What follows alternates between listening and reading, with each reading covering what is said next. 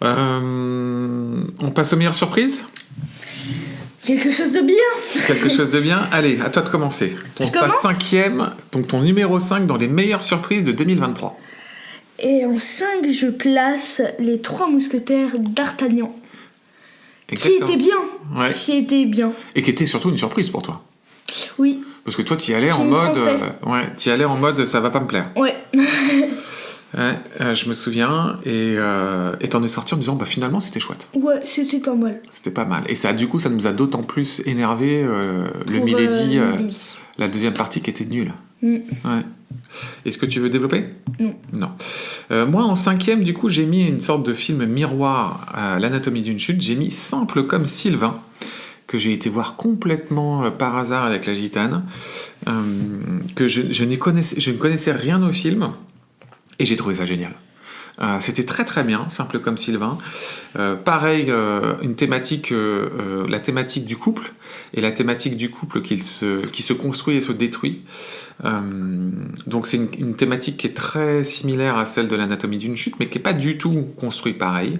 Mais surtout, ce que Simple comme Sylvain a, que Anatomie d'une chute n'a pas du tout, c'est que Simple comme Sylvain, c'est du cinéma.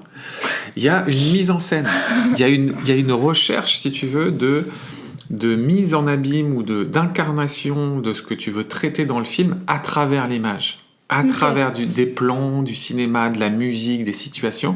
Ça n'est pas du théâtre filmé, Simple comme Sylvain. C'est aussi simple que Sylvain. Et du coup, non, justement, t'avais des recherches, t'avais des choses t'avais des chouettes plans, t'avais des belles séquences, des choses qui étaient vraiment chouettes. J'ai vraiment, vraiment aimé ce film. J'en suis sorti en me disant, c'était un super film. Et pendant que je le voyais, c'était un film qui m'a beaucoup fait penser, parce que je l'ai vu après avoir vu l'Anatomie d'une chute, ça m'a beaucoup fait penser à l'Anatomie d'une chute, et ça m'a beaucoup rappelé. En fait, tout ce que j'ai aimé dans Simple comme Sylvain m'a rappelé tout ce que je n'avais pas aimé dans l'Anatomie d'une chute. Okay. Donc voilà pourquoi je mets ces deux films en parallèle. Voilà. Ok. Ta meilleure surprise en 4e position. En 4e position, j'ai mis Gran Turismo. C'est un cas assez particulier parce que pour mes meilleurs films, en fait, je n'avais plus de place pour Gran Turismo. En fait, je m'attendais à un bon film. Sincèrement, je m'attendais à un bon film. Donc, j'ai mis là. C'est un très bon film. Gran Turismo est vraiment bien. Oui, je suis d'accord avec toi. Mais je m'attendais à donc c'est pas vraiment une surprise, mais j'avais plus de place dans les bons films et je voulais le mettre, je voulais en parler. Très bien. Donc je l'ai mis là. T'as raison, je trouve que c'est bien. Moi aussi j'ai bien aimé Gran Turismo, je trouvais ça chouette. Moi j'ai mis dans mes meilleures surprises en 4e position le film Air, le dernier film réalisé par Ben Affleck qui est directement sorti sur les plateformes. Okay. Je crois que c'est Amazon, mais j'ai un doute. C'est du Netflix. Bon, c'est Netflix ou Amazon, sur l'histoire de la création des Jordan, de la ligne Jordan chez Nike, avec Matt Damon et un Ben Affleck qui interprète le patron de Nike. J'ai adoré ce film. Ça a été une super surprise. Hein. J'ai trouvé ça vraiment super. Moi, je dirais pas autant parce que les histoires vraies, j'ai un vrai problème avec les histoires vraies, ça ne m'intéresse jamais. Mais pour une fois, c'était plutôt pas mal. Ouais, c'était vraiment chouette. Ouais, j'ai pas passé un mauvais moment. Non, j'ai beaucoup aimé R. Okay. Ton 3e meilleure surprise de l'année. En 3e position, je mets La Maison du Mal, qui était une très très bonne surprise, qui était vraiment pas mal. Ouais, surtout qu'on n'était pas censé aller voir ça. Ouais. Je te rappelle. On était censé aller voir La Main. Exactement. Mais c'était 16 ans et plus. Exactement. Et donc, malheureusement, je n'ai pas 16 ans. C'est ça. J'en ai 18. Pardon. Mais c'était bien. Moi aussi, j'ai trouvé que c'est plutôt pas mal, La Maison du Mal. Le souvenir que j'en ai, c'est c'était un patchwork de plein de choses, de plein d'inspirations. Ça mélangeait plein de films. Ouais, plein de types de films. Plein de types, même de types en mode vampire. Ouais, c'était sympa, La Maison du Mal. Fallait accepter une fin un peu étrange, un peu what the fuck la fin, mais malgré tout, c'était cool. Ouais. Non, ça m'a pas dérangé la fin. Bon, moi, en 3e position de mes meilleures surprises de 2023, j'ai mis Farang. le film français de Xavier Gens. Un film extraordinaire. Hyper vénère. Ouais, je sentais il voulait se défouler, le monsieur. C'est ça, probablement l'un des films les plus vénères qu'on a vu de l'année. Le film le plus vénère qu'on a vu, avec des énormes scènes de baston. Un super chouette film. Et pour moi... Je remets encore une petite précision pour l'acteur principal. L'acteur principal était super, alors j'ai plus son nom là sous les yeux, mais il était top.